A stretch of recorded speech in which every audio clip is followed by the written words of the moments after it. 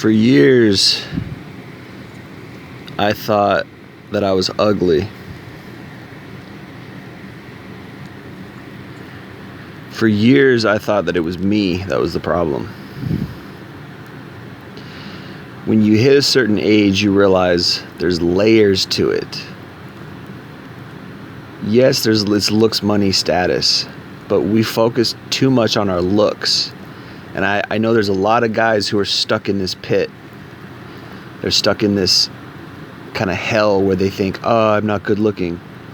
And that's not it at all in a lot of cases. Not saying that there aren't ugly guys out there. But that's not it at all in a lot of cases. It's the total package. Women want the total package. You know, when we're 15, 16, 17, we don't know what women want. We think, oh, I got to try to act cool. I got to be cool. And cool. It's all about being cool, right? That's all we know is I got to be cool.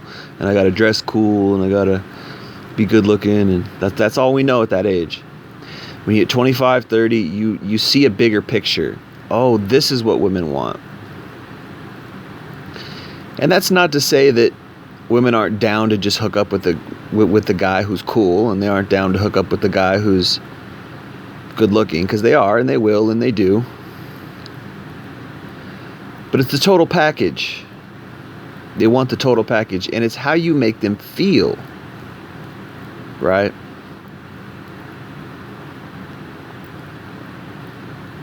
So a lot of it has to do with masculinity, and a lot of it has to do with, are you conveying and portraying?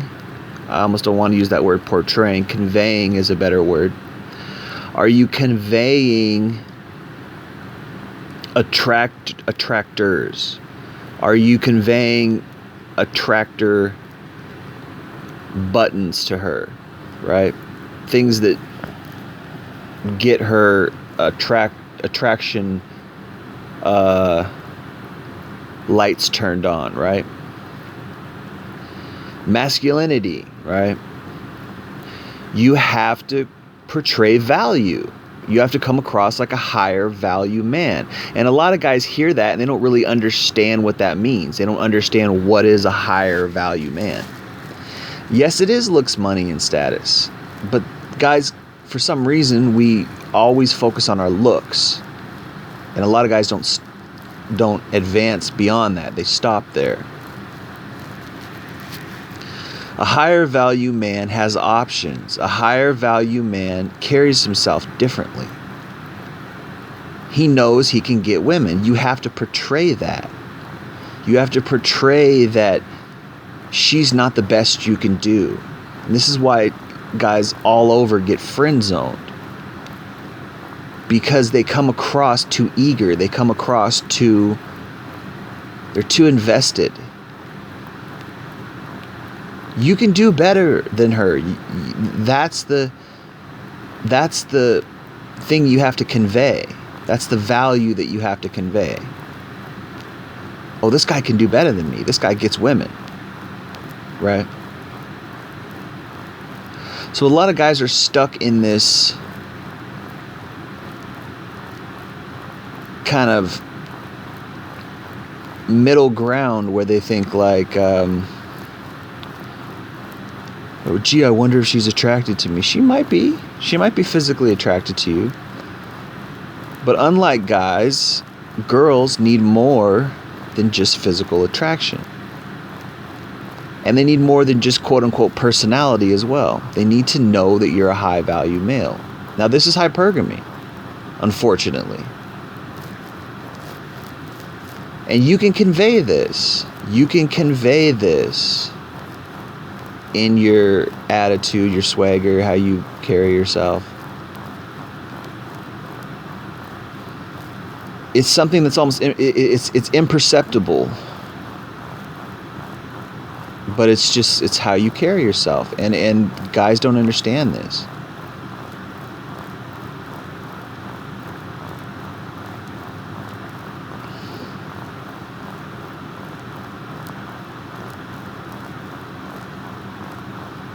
So, you know, for a long time I was stuck in this mind state where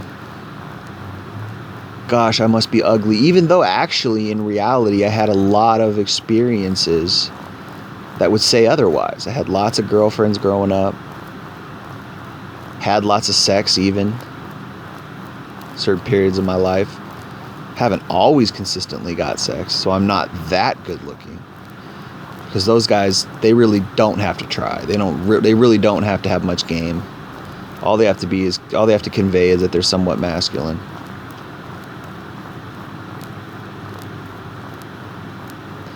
But for years I thought, gosh, I just must not be that attractive. I'm not that good looking.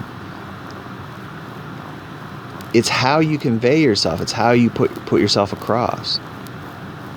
And yeah, sure, sometimes some girls aren't going to be attracted to you. Right? But it's not so cut and dry as like, yes, they are, or no, they're not, or they might be, but it's what more do you have to offer? It's the total package. What more are you bringing to the table? And that's where it gets to be. That's where a lot of guys crumble. That's where it gets to that next level kind of unfairness, right?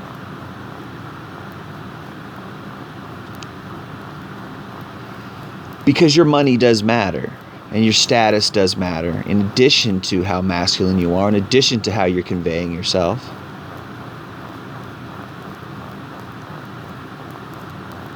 And that's where women have sort of taken advantage of men, and that's where men have let themselves be taken advantage of. And that's where we question, do women really love men, or is their love conditional? Right? Is it contingent upon a man's ability to provide? Is it contingent upon a man's income, his status? And unfortunately, this seems to be the case in a lot of cases. This is why men are so ambitious. Unfortunately. And men sort of marry themselves to their work in order to get ahead so that they can get a woman. And this is where you question real love. But if we're talking about simply getting a girl, you convey that you're higher value. It's the difference between getting a girl and keeping a girl. She might give you sex for a little while. She might give you a sort of quick relationship when she's determining whether or not you're a higher value man for her in her little hypergamy. And some men just stay at that level with many women. Then there's the men who realize that, I got to get my shit together. I got to get a career and get a house and pay bills, so a woman will stay with me. And this is where the line is drawn for me, where I have an issue, because that is not real love. That is, a circumstance. That's a conditional love.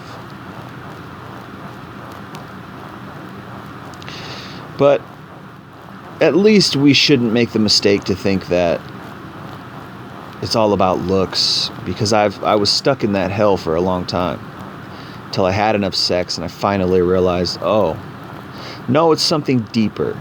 It's something deeper than just, am I good looking? I'm tall, I'm in shape. Girls turn their heads when I'm in public. They give me signals. They give me cues, indicators of interest. But that doesn't mean that they're just going to date me right there or drop to their knees right there. I have to convey something to them. I have to convey that I'm higher value and I'm not a weak man, and I'm not and that's where, yes, I can learn to play the game. I can learn to do those things for sex. But that's where I see through the facade of the blue pill narrative, the facade of the love, the true love narrative, which is nonsense. It's conditional. If a man doesn't have a house for a woman to live in, she won't love him. Just a fact. If a man doesn't have a career, if he doesn't have status, she won't think he's higher value in the long run. She might think he's higher value by how he conveys himself, his confidence.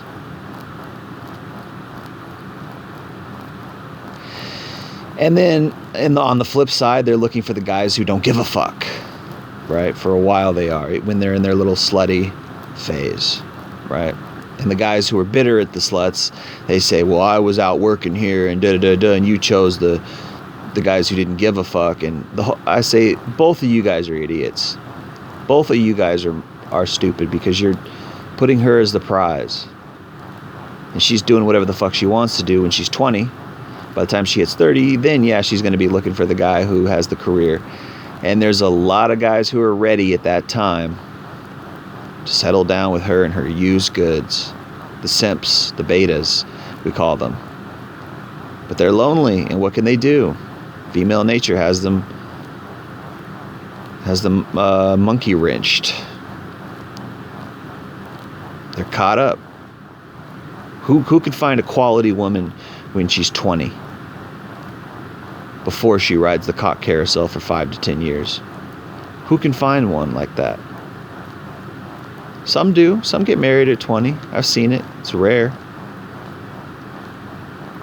A lot of times they're religious, or they just quote unquote find love. Does it last? Who knows? Divorce is at 50%. It's not a 1 out of 2 is not great odds. Flip a coin whether or not that relationship's going to survive. So I don't know, man. Is it us? Is it society? Is it the parents? Or is it just female nature? It's shit. You know? They're all the same. They're all hypergamous. They're all choosy. How many really love you for you?